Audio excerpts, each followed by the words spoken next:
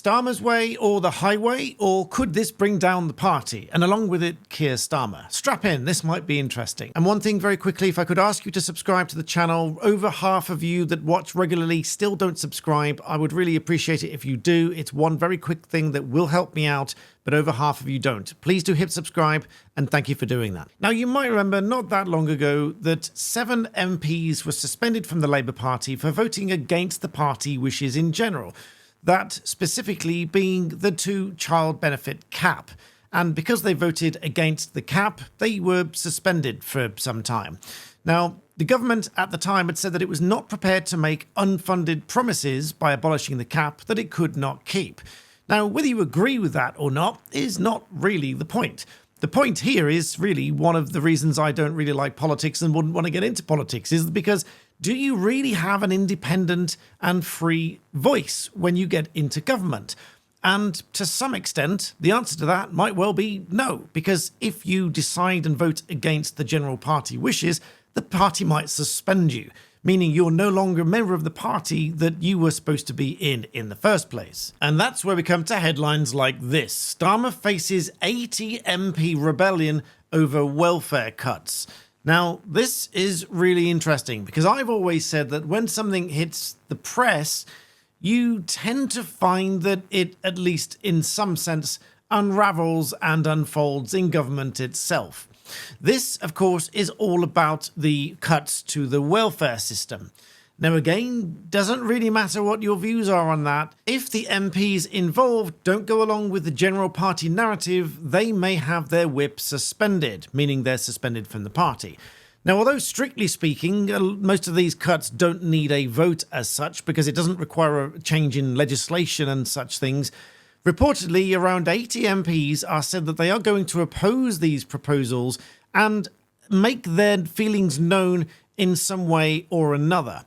Now, whilst, as I said, it won't depend on a vote as such, the anger has led to around 80 MPs talking through some source to The Telegraph that they won't tolerate billions of pounds of welfare cuts, which are said to be announced by Rachel Reeves later this month. And this is where it gets really interesting, because you have constituencies full of people who will be really upset if there are serious cuts to the welfare. For example, personal independence payments or any other kind of benefit that might be available. And they will be looking to their MP to do and say something about it. But even if no vote is required, if they require their MP to step up and say something and they do so, then they risk having the whip suspended. But what is the party going to do if 80 or more MPs all voice the same concern and maybe put their name to a letter? Is Labour really going to suspend the whip for over 80 of its MPs, thus seriously weakening its party position?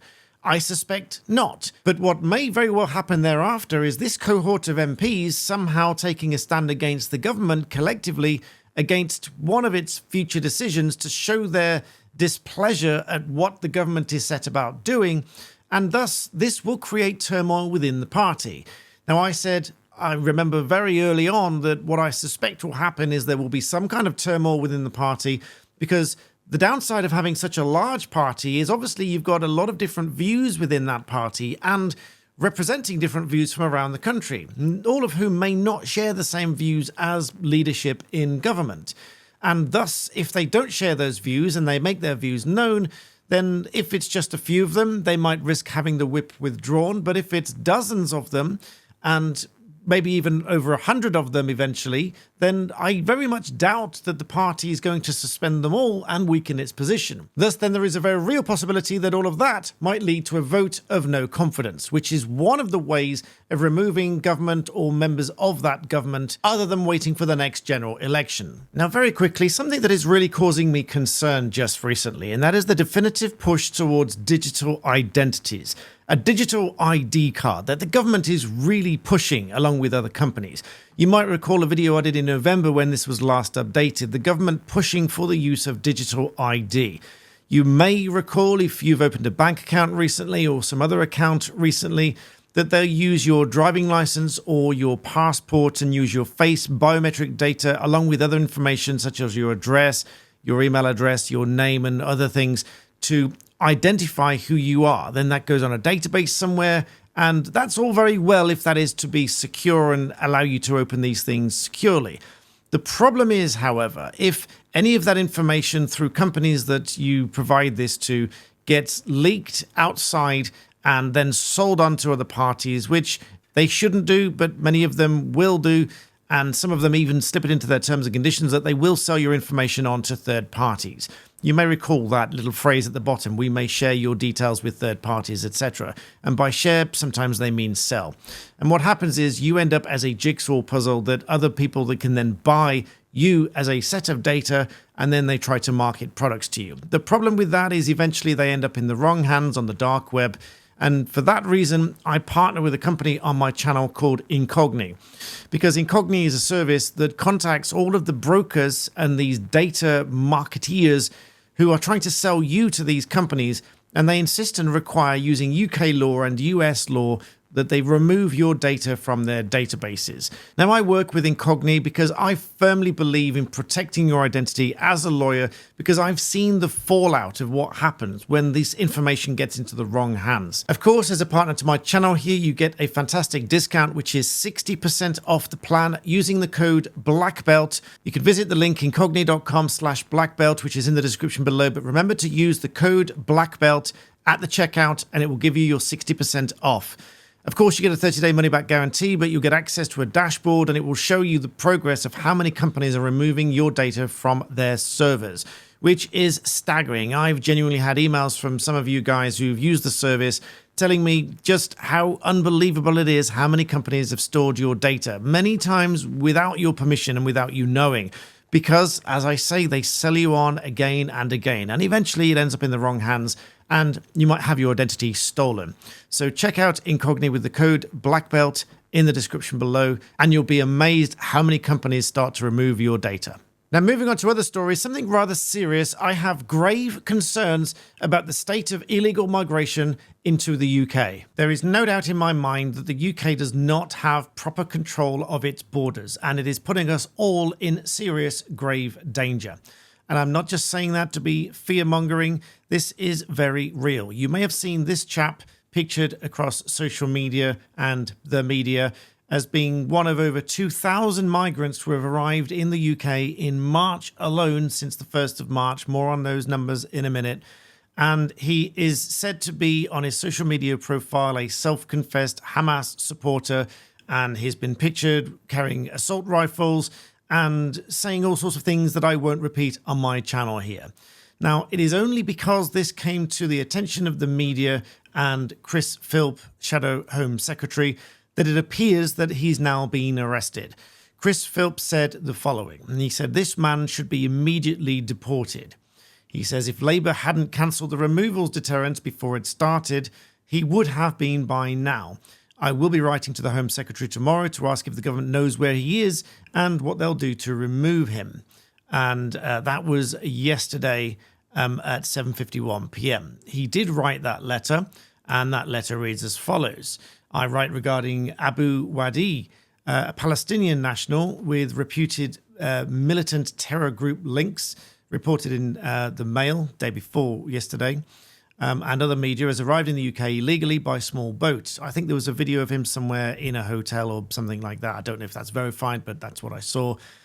In addition to his membership of the so-called tire-burning unit, which regularly attacked Israeli forces with firebombs and rocks, he's published social media, various videos, which I'm not going to repeat on this channel. You can read that for yourself.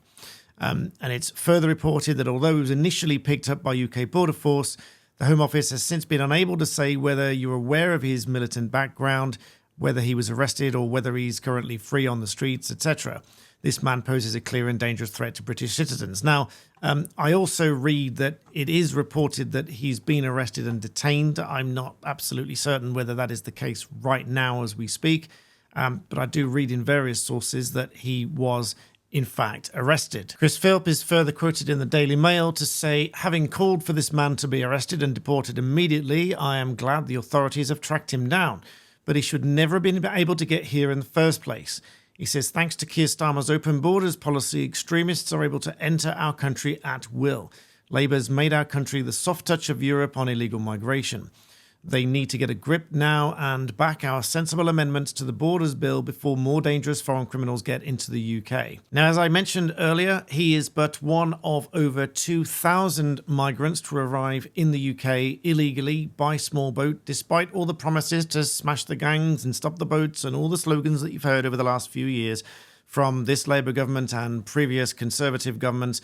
And in fact, now this up-to-date page here for small boats data doesn't even give the full picture. I had to go back to a previous screenshot and add them up with a calculator, and showing you two different screenshots overlapping here. The calculator there shows you, if I make that a little bit bigger, that over 2,075 have arrived in the UK since the 1st of March, with 1 boat, then 11 boats, then 3 boats, and 6 boats, then 3 boats, 4 boats, 1 boat, 3 boats, 4 boats.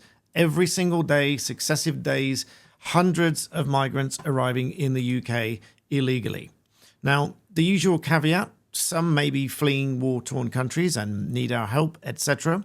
But this one alone shows that at least some of them are going to have nefarious intent, militant background, and they will be putting UK citizens in grave danger because they arrive in the UK, they have unchecked background, but it appears only because of the coverage in the Mail and the Mail on Sunday and bringing this to the attention of the government via the media that this man appears to have now been arrested and detained.